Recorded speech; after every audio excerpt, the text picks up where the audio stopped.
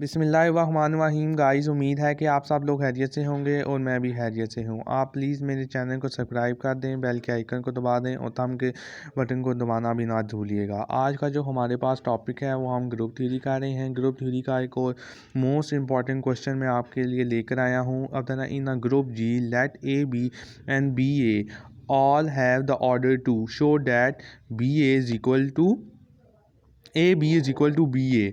अगर A B belong करता है जी को, ठीक है, तो ए का स्केयर आइडेंटी को बिलोंग करेगा। ये जो टू आया है ना, ये जो टू है ये ऑर्डर टू से आया है, ठीक है। और बी जो का जो स्केयर है वो भी आइडेंटी को बिलोंग करेगा। अब उन्होंने क्वेश्चन में बोला था कि ए बी जो है उसका ऑर्डर क्या है, हमारे पास है टू है।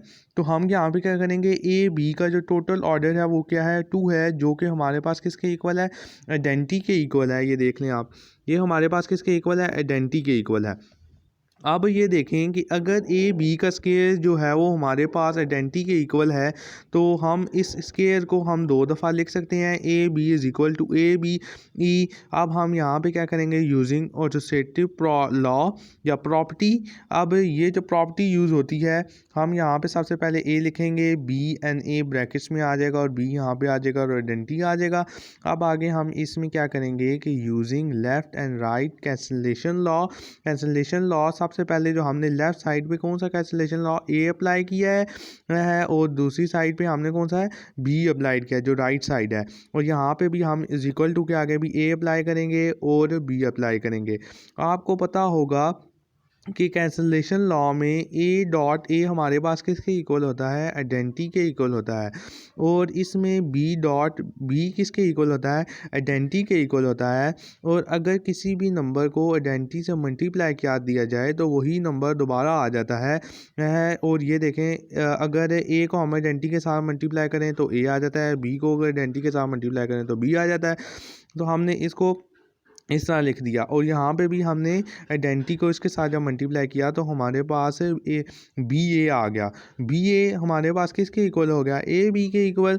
तो हमारे पास ये प्रूव हो गया कि जी जो है वो हमारे पास क्या है, ओबिलियन है। क्यों ओबिलियन है, क्योंकि अंदर इसके अंदर ये वाली प्रॉपर्टी होल्ड कर गई है। इस प्रॉपर्टी को क्या हम कहते हैं, इस प्रॉपर्टी को हम कहते हैं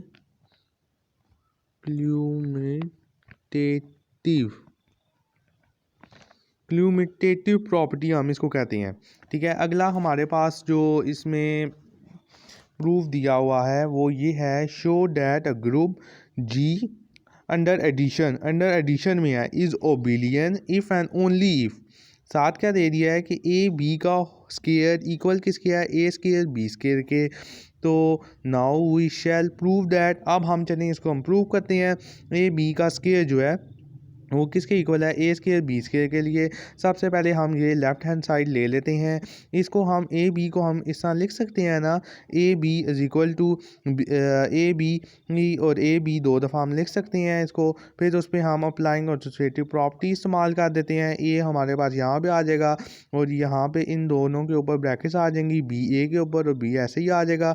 बट ए बी हमारे पास किसके इक्वल है, बी ए के बराबर होता है। क्यों ये हमारे पास बराबर होता है, क्योंकि ये हमारे पास एसोसिएटिव प्रॉपर्टी को होल्ड करता है, ठीक है। एसोसिएटिव प्रॉपर्टी को होल्ड करता है और ये ग्रुप जी का भी एलिमेंट है, ठीक है। ग्रुप जी का भी एक हमारे पास ए बी और बी ए जो है, जो दोनों हमारे पास एलिमेंट है, बिलोंग करते हैं जी के ग्रुप को। तो इसलिए हमने ए बी की जगह हम बी ए की जगह हम ए बी लिख सकते हैं। अगर हम ए बी लिख सकते हैं तो हम इन पे अगेन और एसोसिएटिव प्रॉपर्टी भी इस्तेमाल कर सकते हैं। जब हम इस पे अगेन और एसोसिएटिव प्रॉपर्टी इस्तेमाल करेंगे तो ब्रैकेट्स जो हैं वो इस तरह आ जाएंगी, इस तरह आ जाएंगी। तो ए जो है, ए को जब हम ए के साथ मल्टीप्लाई करेंगे तो वो ए स्केयर हो जाएगा, बी को बी के साथ मल्टीप्लाई करेंगे तो वो बी स्केयर हो जाएगा। तो ये हमारे पास इस वाली राइट हैंड साइड प्रूव हो गई है।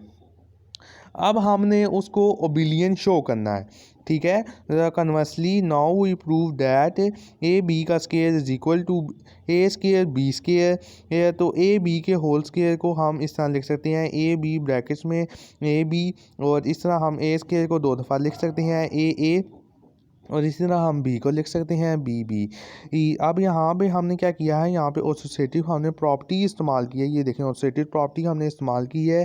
जब हम एसोसिएटिव प्रॉपर्टी इस्तेमाल करते हैं तो ब्रैकेट हट के बी ए के ऊपर खाली ब्रैकेट्स आ जाती हैं और ए हमारे पास यहाँ पे आ जाता है, बी हमारे पास यहाँ पे आ जाता है, ए हमारे पास यहाँ पे आ गया, ए बी ब्रैकेट्स में आ गया और बी हमारे पास अलग से आ गया। अब हम यहाँ पे अब नाउ वी शो डैट अगर ए बी का स्केयर हमारे पास इक्वल हो जाए ए स्केयर बी स्केयर के, तो ये थोड़ा सा मैंने वही वाला स्टेप कर दिया है। अब यहाँ से using right and left cancellation law लगाएंगे। यहाँ पे लेफ़्ट साइड पे हमने ए लगाया है और राइट साइड पे हम बी लगाएंगे। यहाँ पे भी इस तरह हम लेफ़्ट साइड पे ए लगाएंगे, यहाँ पे हम बी लगाएंगे। आपको पता है कि कैंसलेशन लॉ में ए डॉट ए आइडेंटिटी के बराबर होता है, बी डॉट बी आइडेंटिटी के बराबर होता है। और आइडेंटिटी अगर किसी भी नंबर के साथ मल्टीप्लाई कर दी जाए तो वही नंबर रिपीट हो जाता है। इसलिए ए बी ना बी ए जो है वो हमारे पास इक्वल है ए बी के। तो इस तरह हमें पता चल गया कि जी इज़ ओबिलियन ग्रुप। इस तरह हमें पता चलता है कि जी जो है वो हमारे पास ओबिलियन ग्रुप है। आज के लिए इतना ही था। कल गाइस आपको लिए और मैं प्रूफ लेकर आऊँगा जो कि इम्पोर्टेंट होंगे। तो शुक्रिया गाइस, आप मेरे चैनल को सब्सक्राइब करना मत भूलिएगा, प्लीज़ मेरे चैनल को सब्सक्राइब कर दीजिएगा।